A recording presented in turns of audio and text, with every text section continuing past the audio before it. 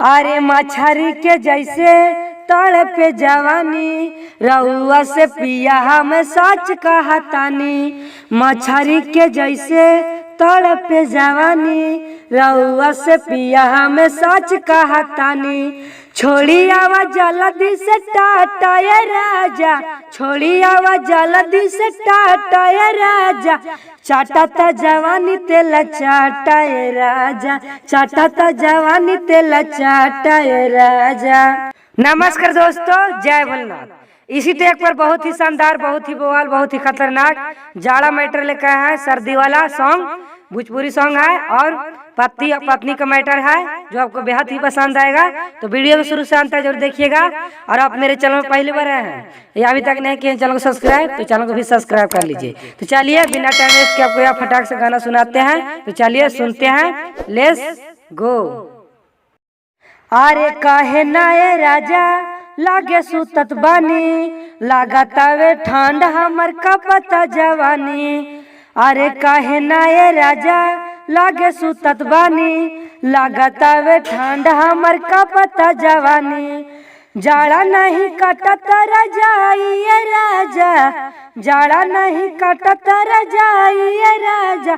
कोरा में सुताईला सटाई राजा, कोरा में सुताईला सटाई राजा, कोरा में सुताईला सटाई राजा। अरे धरिया कवारी सुताई तबलम, लगही पोरा बिछाई तबलम। संगही लहरी लगाई तबलम, साथे बैठे तपई तबलम। अरे धरिया कवारी सुताई तबलम, लगही पोरा बिछाई तबलम। संगही लहरी लगाई तबलम, साथे बैठे तपई तबलम। ताने को न जाड़ा समाई राजा, तानी को न जाड़ा समाई राजा।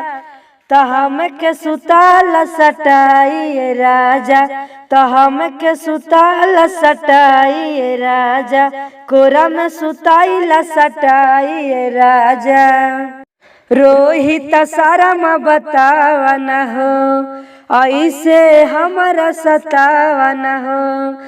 सारा दी में हरा दी भाई निहतंग, कैसे राही बतावा न हो। रोहित सारा में बतावा न हो, ऐसे हमारा सतावा न हो।